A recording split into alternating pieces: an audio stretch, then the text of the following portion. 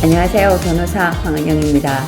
오늘은 제가 여러분들과 좀 일상적인 얘기에 대해서, 주제에 대해서 말씀을 드리겠습니다. 사실 검사, 공직에 있을 때는 저한테 이런 질문들을 할 기회가 거의 없었는데 이제는 변호사를 하잖아요. 이렇게 되니까 상담이 끝났을 때 아니면 이래저래 만나시는 분들이 항상 마지막쯤에는 좀 얘기를 나누다가 질문하시는 게 있어요. 아, 변호사님, 공부를 좀 잘하려면 어떻게 해야 될까요? 우리 아이가 법조인이 되게 하려면 어떻게 해야 될까요? 이런 질문들을 하세요. 그러면 살짝 좀 난감하기는 합니다. 그런데 제가 이제 공부를 해본 경험 같은 거를 하나 말씀을 드리면, 사실 저도 그렇게 공부를 잘하지는 않았습니다. 그런데 공부를 해야 됐거든요. 그러면 어떻게 해야 되는지 너무 이제 시행착오를 좀 많이 거쳤는데 효과를 봤던 몇 가지가 있습니다. 이 효과를 봤던 게 어떤 거냐 하면, 잠을 자지 말라 이런 말들이 있잖아요. 근데 저는 잠이 많았어요. 잠이 많아가지고 도무지 막 잠 때문에 되게 시달렸는데, 그냥 뭐 하루는 할 일도 너무 많고 내일 해야 될 과제도 덜 했는데 밤에 와서 12시부터 이제 앉아서 이걸 마무리를 짓고 하겠다는데 잠이 너무 오는 거예요. 오기도 하고 또 워낙 많으니까 이걸 할 수가 없는 거예요. 그래서 에라 모르겠다. 책을 덮고 자버렸어요. 자니까 이게 일찍 자니까 다음날 오후로 일찍 좀 일어났어요. 그리고 사실 심리적으로 좀 불안했던 것도 있었던 거죠. 일찍 일어나서 어제 덮었던 책을 꺼내고 밥 먹기 전에 그걸 막 집중적으로 했는데, 이런 게 있습니다. 그 벼락치기가 잘 되는 이유가 딱 급할 때, 그리고 머리가 맑을 때 집중적으로 쏟아붓기 때문에 잘 되는 거예요. 그래서 사실은 우리 두뇌는 잠을 잘 자는 거, 이거로서 머리가 맑아지는 효과가 있거든요. 그러니까 억지로 공부하기보다는 사실 잠이 많다 이러면 잠을 좀 자주는 게 효과적으로 머리를 편안하고 맑게 하는 방법이라는 거죠. 그래서 시간을 지난밤에 졸리면서 했는 2시간보다는 아침에 일어났을 때 금방 급하게 뭔가 다다다다 하는 이 맑은 느낌, 효율성이 1시간을 해도 2시간의 효과를 나는 이런 점이 있다는 겁니다. 그리고 또 한 번 돌이켜보면 노트를 만들라고 다 얘기를 합니다. 선생님들이 얘기를 하세요. 노트, 이거 너무 중요하다. 이렇게 노트 정리를 잘하면 나중에 이것을 보고서 계속 반복을 하게 되고 체계가 잡힌다. 그래서 노트를 잘 정리를 해라.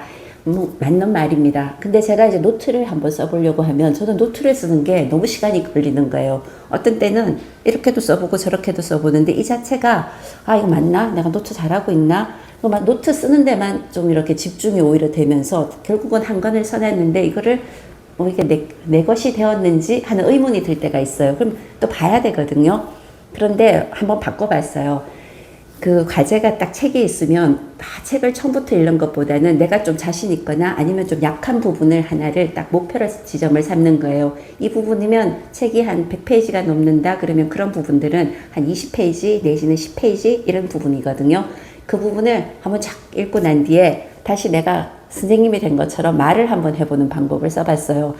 읽고 예를 들어서 뭐 중세시대, 고려시대의 뭐 반란 이런 것들이면 그거에 대해서 그냥 애들한테 얘기하듯이 가르쳐 주듯이 일타 강사처럼 막 얘기를 해보니까 기억이 확 되는 거예요. 그걸 모르면 또 펴보고 얘기를 하고 시간도 훨씬 적게 되고 제가 습득하는 속도가 좀 달라지는, 그래서 그 부분에 대해서는 자신감이 생기고 말할 때 이 부분이 좀 막히네 그러면 한 번 더 보고 이렇게 하면서 노트보다는 말하기를 같이 섞었을 때 효과가 좀 났던 기억이 있습니다. 특히 역사 공부 그리고 국어에서 문학 공부들 있죠. 문학도 내가 글 쓴 작가인 것처럼 한번 쫙 얘기를 해보는, 이럴 때 그 대목에서 느껴지는 문제들하고 생각되는 분들이 이렇게 좀 예민하게 딱 이렇게 스마트하게 공부가 되는 이런 느낌을 받았거든요.